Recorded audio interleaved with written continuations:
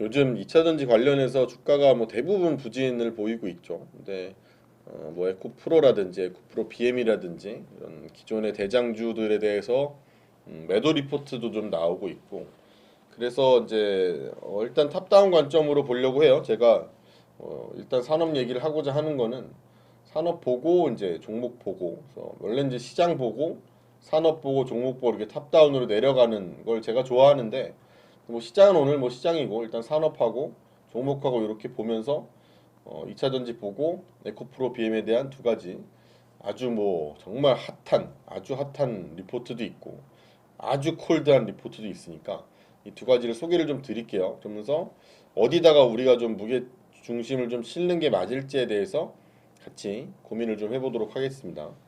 먼저 업황부터 보시면 리뷰 볼륨스에 나온 걸 보니까 뭐 그림에 여기엔 안 나와 있는데 6월 글로벌 전체 EV 판매량은, 이게 이제 6월인데 전체를 따져보면 EV 판매가 이제 129만 9천 대가 팔렸다고 합니다. 예, 이게 이제 전년 동월 대비로 보면은 36%가 늘어난 수준입니다. 뭐 나쁘진 않습니다, 그죠? 충분히 뭐 잘 성장하고 있다라고 보여지는데, 중국 같은 경우가 여기죠, 73만 6천 대를 기록을 하면서 전년 동월 비해서는 15% 정도 증가를 했고요. 증가도 증가고, 그리고 뭐 전기차를 판매하는 거를 집계한 이래 최대치를 기록을 했고, 유럽은 32만 6,800대를 팔았습니다. 그래서 얘는 또 전년 동기에 대비해서 42%나 올라가는, 유럽이 굉장히 성장을 잘했다.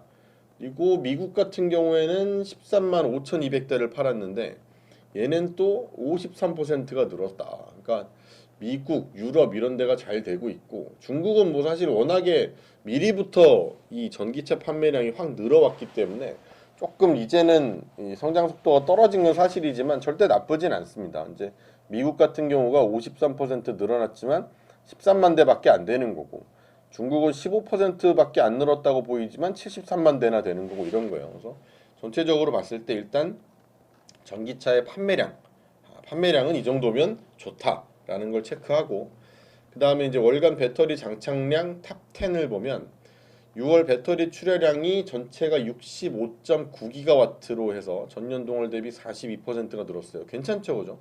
그러니까 작년에 똑같은 6월과 지금을 대비해 보면 40% 넘게 배터리 출하량이 늘었다라는 거. 뭐 충분히 빠른 성장을 보이고 있다고는 보여집니다, 그죠?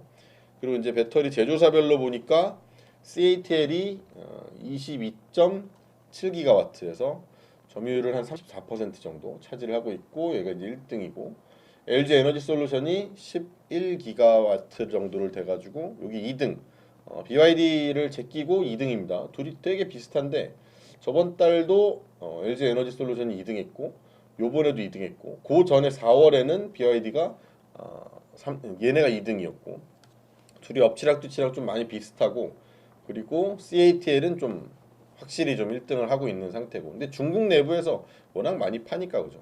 어쨌든 요거는 이제 세부적으로는 뭐 그렇고, 그리고 한국과 중국의 이 배터리 기업들의 수익률을 보면 7월 한 달 동안 우리나라 업체들이, 그러니까 지금 8월은 이제 배터리 주가가 정말 안 좋은데 7월 한 달을 봤을 때, 이건 이제 7월 얘기를 드리는 겁니다. 7월 한 달을 봤을 때 배터리 우리나라 업체들이 한 달 전에 비해서는 10.5%가 상승을 했습니다. 중국은 4.1% 이제 하락을 했고요. 그래서 중국의 업체들보다 우리나라 기업들이 좀 더 뭐 주가적인 측면에서 분명히 저력을 좀 보여줬다고 볼 수 있는데, 그리고 이제 여기 그러면 안 나와 있는데 소재 업체들 수익률은 요거보다 더 좋았습니다. 소재 업체들은 12.5%가 나왔거든요. 그래서 전체 배터리 기업들보다도 더 좋았다라는 걸 알 수가 있고, 그 중국은 또 소재 업체들은 5.3%가 마이너스였거든요. 그래서 오히려 더 차이 나는, 그러니까 소재 쪽은 확실히 우리나라가 주가적인 측면입니다만 물론 굉장히 큰 차이를 보였다라는 거. 근데 이게 7월 한 달의 수익률이니까 사실은 변동성이 너무 세졌다는 생각이 듭니다. 이게 업황 하나가 한 달에 10% 넘게 12% 이렇게 오른다라는 건 말도 안 되는 초급등을 한 거거든요, 사실은. 근데 어쨌든 뭐 7월까지는 우리나라 배터리 기업들의 주가가 굉장히 잘 올랐다고 볼 수가 있고, 근데 문제는 이게 너무 이제 유행을 탄 느낌으로 너무 확 올라가지고 이게 모든 자금이 정말 집중이 된 게 아닌가라는 것도 있고, 그리고 이게 이제 소재 주가가 이제 굉장히 좋았다고 여기서 이제 말씀을 드렸잖아요. 특히 우리나라 기업들의.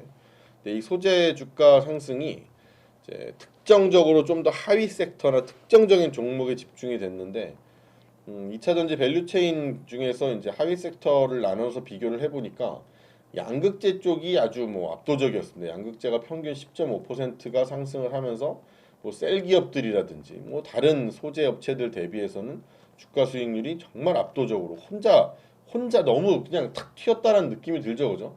그럼 요걸만 봐도 야, 뭔가 이 배터리는 이래거나 저러거나 뭐 여러 가지가 합산이 돼서 만들어지는 뭐 어떤 제품이잖아요, 그죠?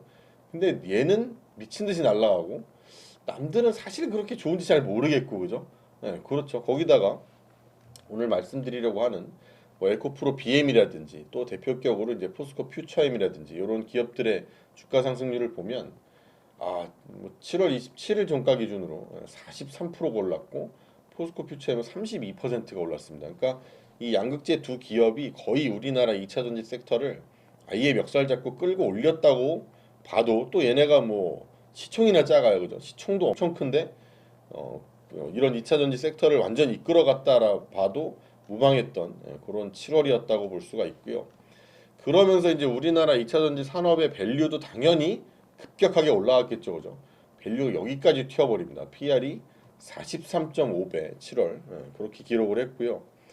이걸 중국하고 비교하면 중국은 이제 주가가 조금 떨어졌다 그랬잖아요, 오히려, 그죠? 중국이랑 비교해 보니까 우리나라 PR 값이 43.5배고 얘가 19배, 19배니까 얘보다 뭐 한 두 배도 훨씬 넘죠, 그죠? 거의 뭐 한 130% 정도는 우리나라가 더 높은 그런 상황입니다. 어쨌든 좀 뭔가 과열이다라는 느낌을 지울 수는 없습니다. 여기까지만 얘기를 해봐도.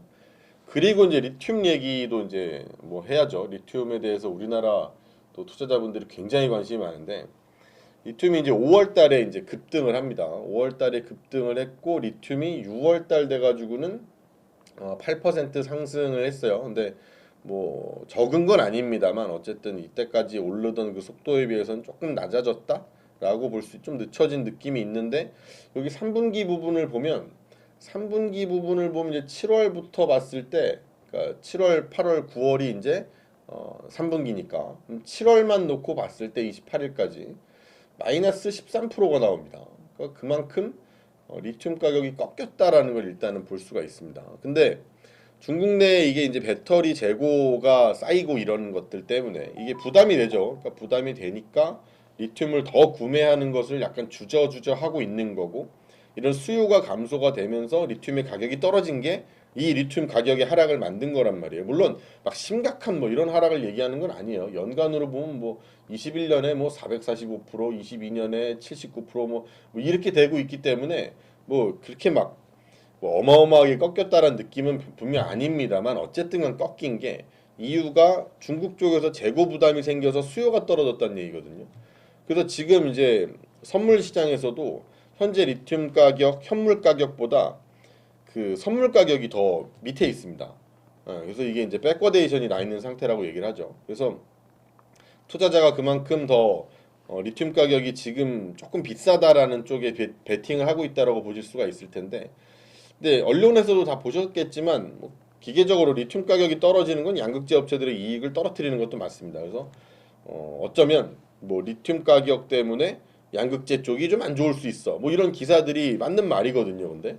근데 리튬 가격이 2차 전지 기업들에게 당연히 어떻게 보면은, 특히 이제 양극재 같이 최근에 아주 고공행진을 쳤던 기업들한테는 좀 안 좋은 소식으로 다가와야 되는데, 근데 이게 얼마나 많은 영향을 미치는지, 이 리튬 가격이 과연 리튬 광산이나 양극재나 셀이나 이런 세 개로 나눠 가지고 이 기업들에게 어떤 영향을 미치는지 한번 살펴보시면, 리튬 가격이 상승 구간일 때, 하락 구간일 때, 반등 구간일 때, 재조정 구간이니까 올라갈 때, 떨어질 때, 다시 반등 구간일 때, 재조정 구간일 때를 얘기를 하는 거죠. 근데 리튬 광산을 보면 광산 업체랑 이 리튬 가격은 상당히 좀 인과관계가 있어 보입니다. 그죠? 상승 구간에서 플러스, 하락 구간에 마이너스, 상승 구간에 플러스, 하락 구간에 마이너스죠. 그러니까 뭐 딱 맞는 것 같아요. 근데 양극재 업체가 조금 이게 문제가 있어 보이는 게 상승 구간에서 플러스, 이건 뭐 좋습니다. 하락 구간에서는 더 올라요. 그것도 더 많이 오릅니다. 아주 많이. 이게 뭔가 진짜 반등 구간에서 또 조금 올랐다가 재조정 구간 되니까 또 이만큼 오르고 막 이러니까 이게 어떤 리튬 가격 변화와 양극재 기업들 간의 이런 주가의 흐름 자체는 거의 뭐 관계가 없다.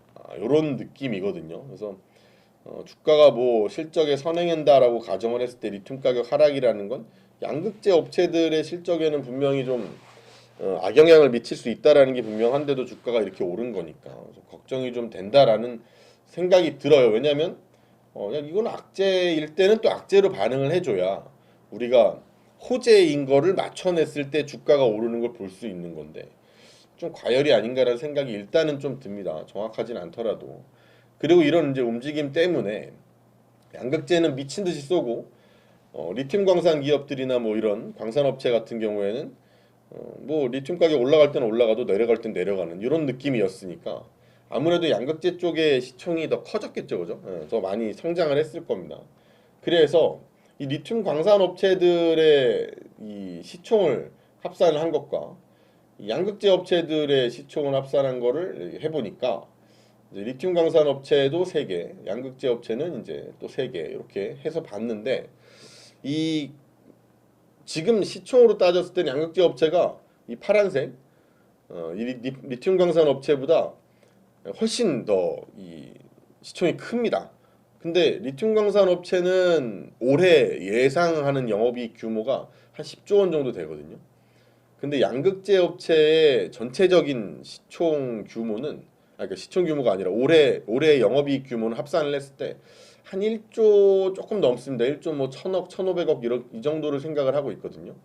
근데 얘는 10조 단위고 얘는 1조 얼마인데 시총은 얘가 더 큰 이런 상황인 거란 말이에요. 그러면은 대신 이건 이제 주식이니까 우리가 설명할 수 있는 건 그겁니다. 야 이거는 프리미엄을 받는 거 아니냐. 프리미엄 빨이다. 당연히 그럴 수 있는 거 아닙니까, 그죠? 뭐 어디는 뭐 사실 뭐 돈 벌어서 주가 오르고 이런 것도 아니고 기대감도 있을 거고 앞으로 성장 속도도 있을 거고 뭐 이런 게 있잖아요. 그러니까 에코프로 BM이나 이런 데들 뭐 LNF, 포스코 퓨처엠 이걸 합친 건데 얘들에 대해서 고평가 논란이 나올 수 있는 거는 뭐 어쩔 수도 없어요. 그죠? 당연한 걸지도 모릅니다. 이런 걸 보면. 근데 어떻게 보면 야 프리미엄이 유지가 된다면 괜찮은 거 아니야? 라고 하니까 어쩌면 에코프로 BM의 지금 현재 주가에 대해서도 야, 더 오를 수 있어 라고 얘기를 할 수 있는 거란 말이에요. 그럼 이제 이 에코프로 BM에 관련된 2개의 리포트를 함께 정리를 해서 보여드릴 텐데 하나는 되게 부정적인 느낌입니다. 하나는 되게 긍정적인 느낌이고 부정적인 것부터 먼저 보도록 하겠습니다.